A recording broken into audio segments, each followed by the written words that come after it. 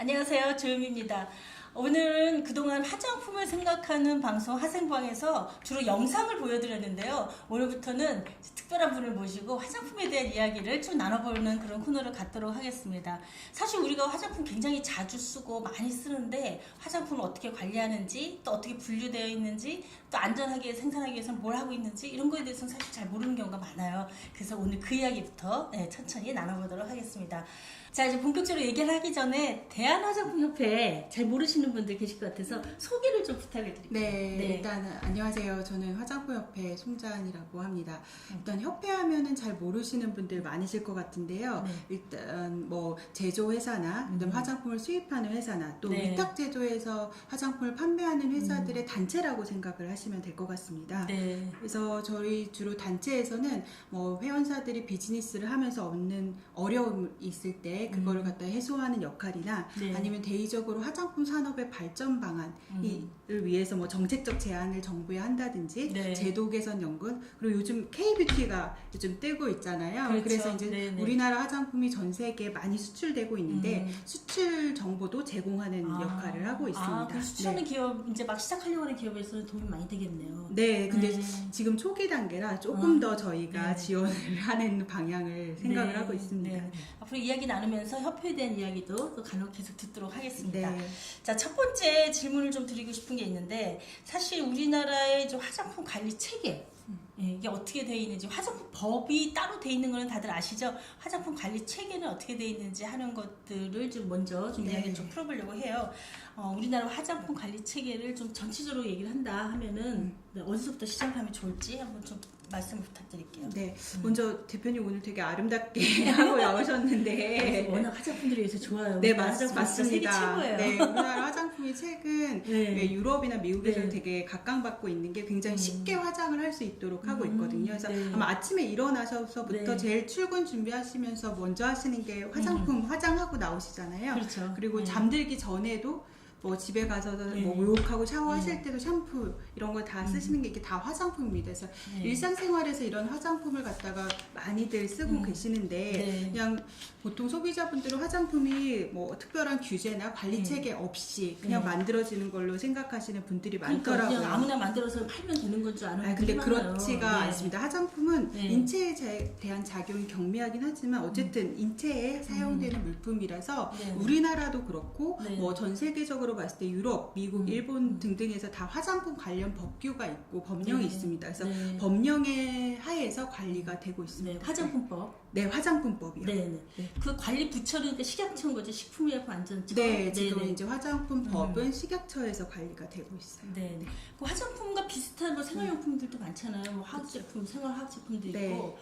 또 의학 외품 뭐 이런 것도 네, 있고 네, 네. 일반 공산품도 있잖아요. 네, 네. 그래서 뭐 그게 품목별로 조금씩 나눠서 부처도 조금씩 다른 네, 것 같아요. 네. 그 전체를 한번 정리해 주시면은 우리가 네. 이해가 좀 도움이 될 것 네, 같아요. 일반적으로 저희가 많이 생활 속에서 접하는 게 공산품이 있을 것 같고요. 방금 전에 말씀해 주신 거. 공산품. 네. 그다음에 의학 외품이라고 하는 게 조금 일반 소비자한테는 좀 생소한 용어기도 하는데 그 의학 외품을 소비자들이 이제 최근에 많이 알게 된 거는 마스크. 아, 그렇죠. 이제 미세먼지 미세먼지 때문에. 심해서 네, 마스크팩 네. 쓰시면서 아마 마스크팩이 의학 외품이라는 거 많이 접하게 됐을 네, 텐데 네. 사실은 일상생활에서 쓰는 치약 치약. 그다음에 구강청결제 이런 것도 다 의학 외품에 들어갑니다. 네. 그리고 그 생리대 화장품하고는 좀 다른 거죠. 의학 예. 외품은. 네. 그리고 생리대 이런 것도 의학 외품에 들어가고요. 최근에는 또 위생용품이라고 해서 주방 세제라든지 네. 그다음에 기저귀라든지 뭐 젓가락, 뭐 이쑤시개 이런 좀 더 생활 일상 용품 중에서 보건 위생의 관리가 필요한 제품 위생용품이라고 하고 그 있습니다. 위생용품은 좀 어디서 관리하고 있는 거예요? 그것도 식약처에서 식약처. 관리하고 계시고요. 네. 그 다음에 이제 화장품이 있습니다. 이제 네. 인체 용모를 아름답게 보이게 네, 하거나 네. 아니면 청결하게 유지를 하거나 그런 제품은 이제 화장품도 식약처에서 관리가 되고 있고 화장품법이 따로 있어서 네, 네. 별도의 화장품법에 따라서 네. 관리가 되고 네. 있습니다.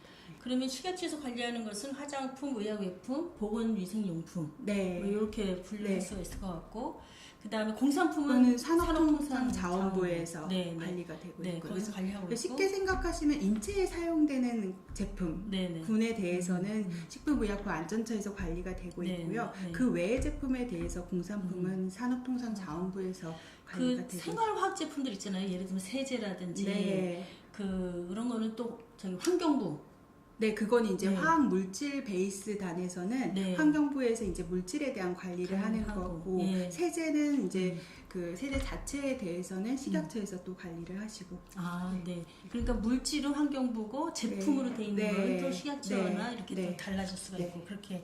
그러니까 이게 관리 체계가 제품에 따라서 또 막 이렇게 다양화돼 있어서 맞습니다. 소비자 입장에서는 뭐 그걸 하나씩 따져가면서 할 수 없는 거고 그래서 뭔가 좀 이 이용자 중심으로 좀 단일한 체계 이런 것도 좀 필요하지 않을까 이런 생각이 좀 들기도 해요. 네. 근데 어쨌든 우리 주제는 화장품. 네. 화장품은 식품의약품안전처에서 관리하고 있고 화장품법이 따로 있다 하는 거 오늘 꼭 기억하시면 될 것 같고요.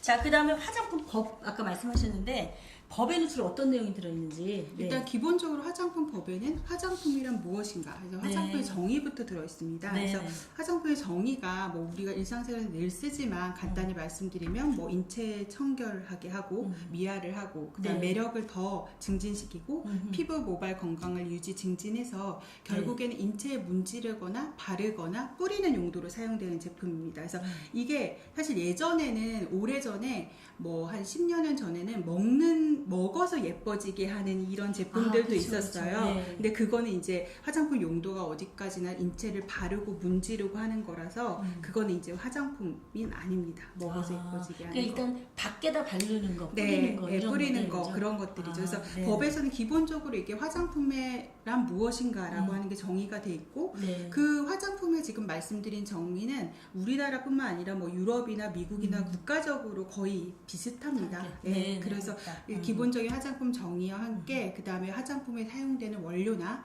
그다음 화장품 유통됐을 때 어떤 안전 기준, 그 다음에 이제 화장품의 안전 관리를 위한 뭐 제조업자나 아니면 책임 판매업자가 준수해야 될 의무사항, 그리고 네. 또 하나의 사항은 이제 소비자들한테 이 제품을 바르게 사용할 수 있도록 정보를 제공해야 되잖아요. 그래서 포장에 기재되는 사항들에 대해서 정하고 있고요. 표시 사항들에 대해서 정하고 있고요. 네. 이제 그런 사항들을 기반으로 해서 이게 잘 준수가 안 됐을 때 어떤 제조업자나 책임 판매업자들의 뭐 벌칙이라든지 처분 사항도 함께 네. 정하고 있습니다. 네.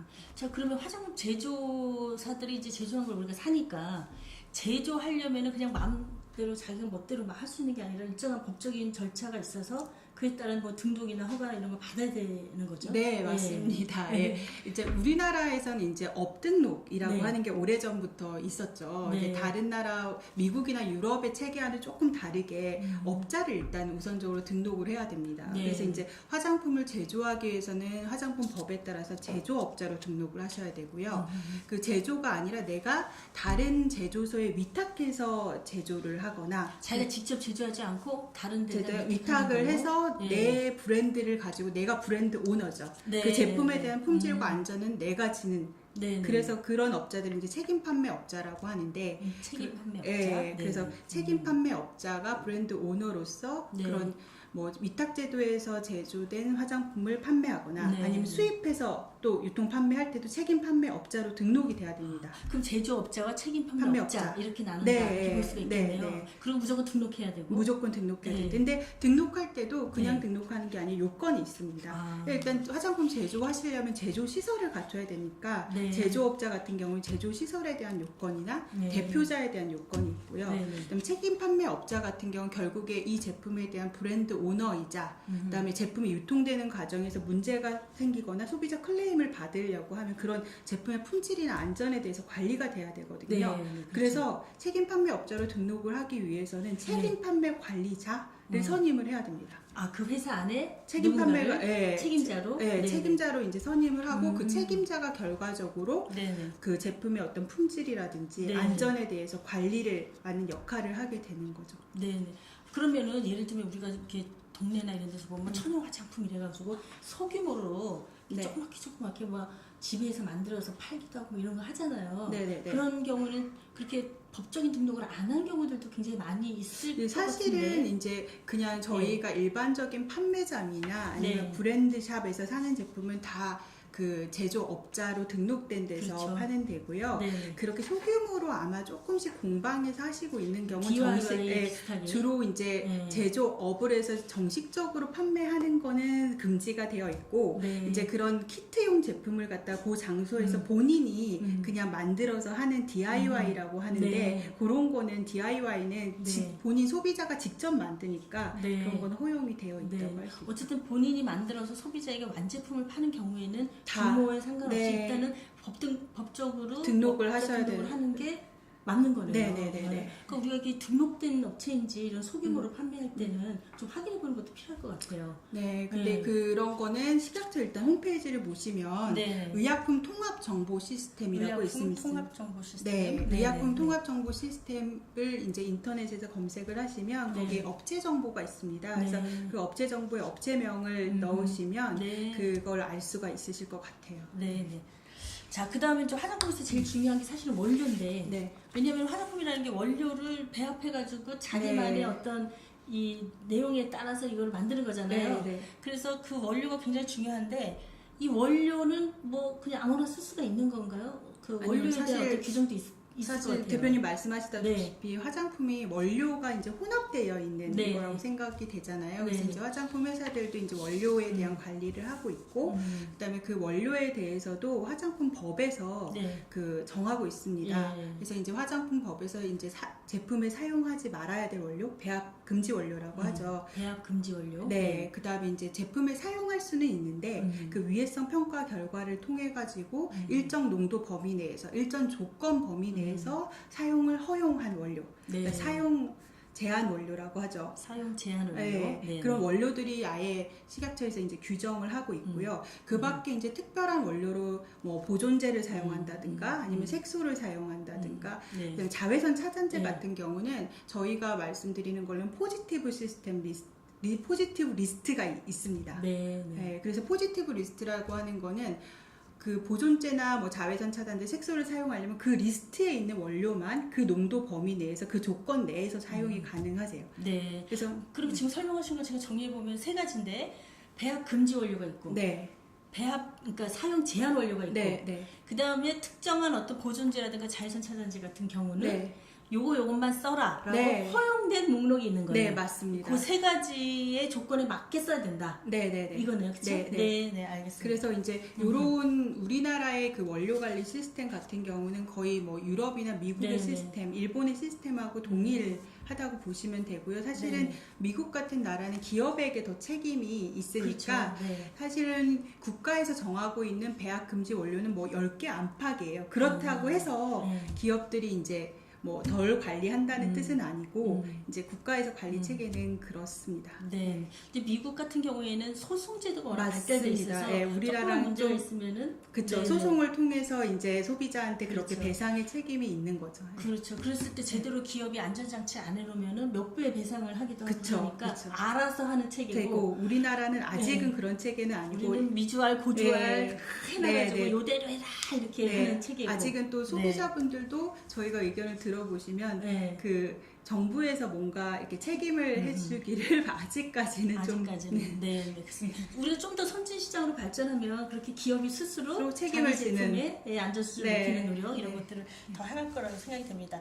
자, 그러면은 화장품을 만들어서 판매할 때 제조나 판매 업자들이 등록을 해야 된다 하셨는데 네. 안전이 하여튼 가장 중요하니까 네. 안전을 위해서 반드시 지켜야 될 의무사항 뭐 이런 것들이 좀 있을까요? 이 기업들이 사실은 지켜야 이제 될 거? 법에서 전체적으로 이제 화장품의 어떤 책임 판매업자나 네. 제조업자가 준수해야 될 사항은 법에 나와 있고요. 네. 아마 업자 스스로도 그 연구 개발에서 화장품의 원료 처방할 때부터 그 법에서 규정되어 있는 배합 금지 원료를 사용하고 있는지 네. 아니면 사용 제한 원료를 한도에 맞게 사용하고 있는지 네. 아니면 그 자기가 사용하고 있는 원료가 원료의 특성 같은 걸 잘 확인하시고 사용하시고 계시고요. 네. 그렇게 해서 이제 처방이 개발되면 제조소에서 제조를 하면 반제품이 나오겠고 네. 제조 공정을 더 거쳐서 완제품이 나오면 중간중간 단계마다도 시험 검사를 하십니다. 네. 그래서 시험 검사 결과 이제 정부에서 정하고 있는 유통화장품 안전관리 기준에 따라서 그 기준에 적합한 제품이 소비자한테 제공되는 제공되는 거? 건지 네. 확인을 하시죠. 네. 그러니까 기업이 그런 것들이 자체적으로 잘 돌아가는 기업 민지에 대한 네. 판단 이거를 네. 이제 소비자가 일차적으로 좀 해보는 게 필요한 것 같아요. 네. 왜냐면은 뭐 로드샵이나 이런 데 가면 워낙 저렴하고 네, 네. 표시나 이런 것도 제대로 안 된 것들도 많고 네. 뭐 이래서 네. 과연 이게 제대로 공정을 잘 지켜서 만들어진 화장품인지 아니냐 네. 이걸 판단해 보는 게 이제 1차인데 네. 거기에서 가장 기준이 되는 거 요거가 있으면 괜찮다고 일단 볼 수 있다 뭐 이런 게 혹시 있을까요? 일단은 우리나라는 생각보다 네.